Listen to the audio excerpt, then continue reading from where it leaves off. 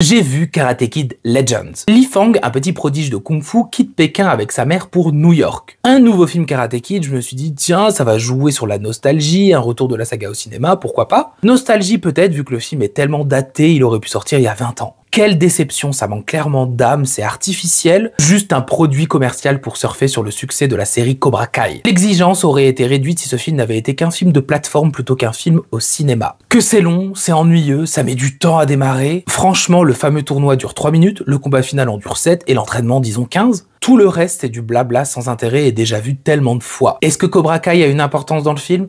Pas vraiment, on se demande même à un moment si c'est bien le même univers. Alors oui, ça s'appelle Karate Kid, mais au départ, on a du kung-fu, du karaté, et maintenant même de la boxe. Parce qu'apparemment, tout est kung-fu d'après le film. Les personnages n'ont aucun charisme et n'ont aucun intérêt. Daniel Larousseau qui apparaît même pas 10 minutes dans le film. Le pire reste le méchant, qui est méchant parce que c'est un méchant. Donc il fronce les sourcils, et à chaque fois qu'il apparaît, il y a une petite musique sombre, et bien sûr, il est toujours habillé en noir. Oui, on rigole bien devant ce film, après l'ambiance nostalgique peut marcher pour certains. En réalité, ça ne raconte rien, on a juste l'impression que c'est pour exploiter la licence. Il coche toutes les cases d'un produit commercial stéréotypé. Un jeune garçon seul qui rencontre une fille sympa dont il tombe amoureux. Cette fille a dans son entourage un méchant garçon qui va harceler le héros et jouer le grand méchant. Ce héros n'arrive pas à le battre au début, mais il y arrive à la fin grâce à l'entraînement d'un maître. Enfin ici 2. Plus prévisible et cliché, on ne peut pas. Surtout qu'on a les mêmes genres de combats, la même morale, les mêmes leçons de vie, les mêmes rebondissements, les mêmes fameux proverbes chinois et le même déroulement que les films du genre depuis au moins 40 ans. Il y a tout de même une idée intéressante. Dans la première partie, c'est le jeune héros qui entraîne un homme plus vieux et ça pour le coup, ça change la dynamique. C'était intéressant, mais beaucoup trop vite expédié. La réalisation est très basique.